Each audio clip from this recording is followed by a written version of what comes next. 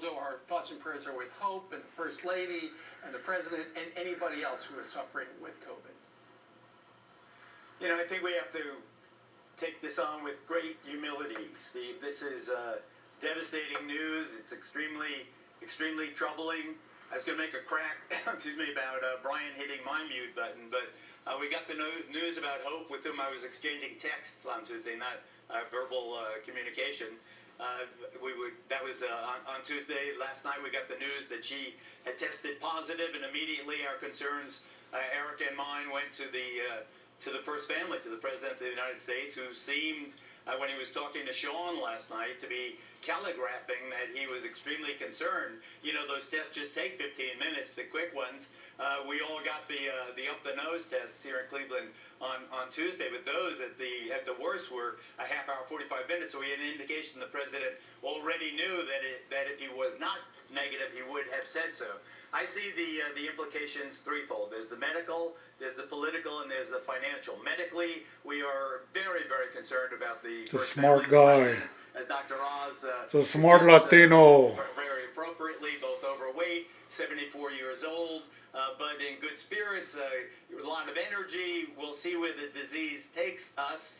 But we must be thinking about the Section 3 of the 25th Amendment, where the Vice President becomes the acting President, if, God forbid, the President of the United States needs, for example, a ventilator. Or, of course, we pray and we hope that it doesn't get to that he has plasma treatment and so forth and all the rest of it. Politically, there will be scorn heaped on the President as soon as he is out of danger about his cavalier attitude toward masks. I saw him in those rallies this very week where people were behind him. The telephoto lens compressed the distance, but there were a lot of people there without masks behind the President. And Eric and I were watching and say, wait a second, get those people out of there. And I think there will be a political price to pay. Financially, we'll worry about the markets. That, of course, is the least of all this. But this is the kind of turmoil the country did not need.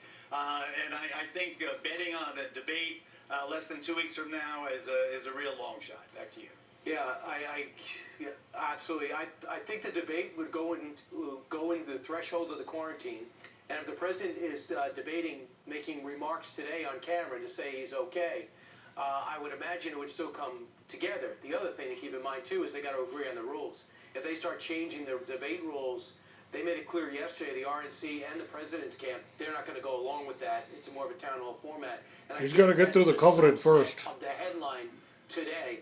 But Geraldo, in the big picture, we got to pray for him. There could be a good message here sent to the American public. You can get it. You can be a senior, and you can beat it and go back. You got that from The Rock. You got that from Tom Hanks. You get that from Robert O'Brien.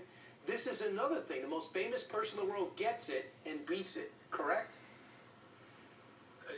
Yes, but The Rock and Tom Hanks both were extremely prudent, Brian, in the way they dealt with their diseases, and I want the President of the United States to take a break. Take a break, for goodness sake. He's the 45th President of the United States. We want you to get better. We don't want you holding little pocket campaign rallies. I think the American people would look at that askance. We want you to be healthy. We want you to test negatively. Once he has assured us that he's on the comeback trail, Geraldo, that's one thing, but now, you got it wrong. Our fingers are crossed. You got it wrong, though. If you're asymptomatic and you isolate, you could do what Robert O'Brien did. You can actually go about your day, just stay away from people, and with the, in the computer age, you can get a lot done. I think it is at least 3 days of really good bed rest. 3 days. This kills old people, Brian, period. And if you take it in a way that, I can handle this because I'm a tough guy, then shame on you. I want him to be prudent now. Enough about, I have a mask in my pocket. Why wasn't the mask on your face, Mr. President? Enough, Brian. We want him well. Get him well first. Geraldo always shoots from the hip, but he's got a good point. Absent that, nothing else matters, Brian. Yeah. Geraldo, as he coughs into within the last hour, we learned that the Vice President and his wife have tested negatively. We have also just learned that Geraldo needs to get checked. And his wife as well have tested negatively. So that's a really good. It's a really good sign because everybody in the West Wing is getting a test. Geraldo, I'll give you the last 15 seconds. Right. I send the best vibes to my friend, the President of the United States. Please get well. Please, the First Lady, the most underrated First Lady in history. We send all our love and good vibrations to you, the American people. Exactly. Want you to be well, Republican, Democrat, all Exactly. of us want you back on your feet. We want Get you to well. handle this thing. Be an example. We've got that vaccine coming. We've got the economic recovery 3 days of coming. bed rest. We've got a rosy At least. tomorrow coming, but we've got... We had to do that because the satellite time went away.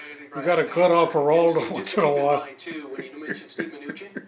Steve Mnuchin. They definitely got a machine that just cuts them off. And maybe this could be an impetus, as we talked about in our first hour, to get some type of rescue package done.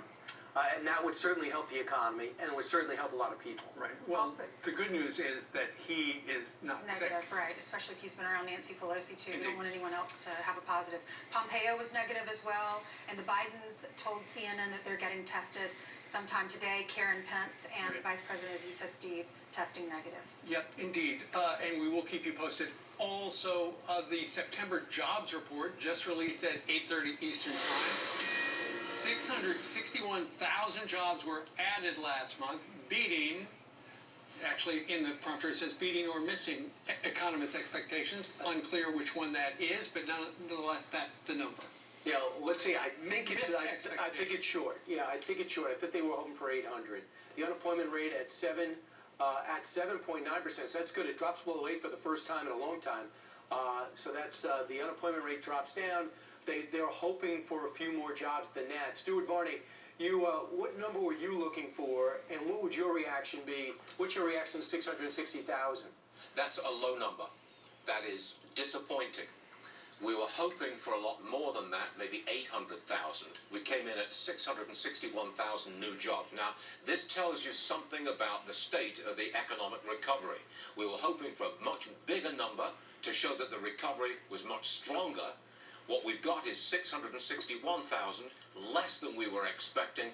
Therefore, that throws into some doubt just how strong this economic recovery is. That's still not bad, though, At 660. the moment, we've got this discussion about, do we need another stimulus plan, 661,000. an aid plan for the virus going through Congress? When we've got a weak number like this on the jobs report, you could say that adds to pressure to get the money out there, have Congress agree to some kind of new stimulus package. It adds impetus to that movement towards putting more money out there. As such, it's probably something that the stock market is going to like.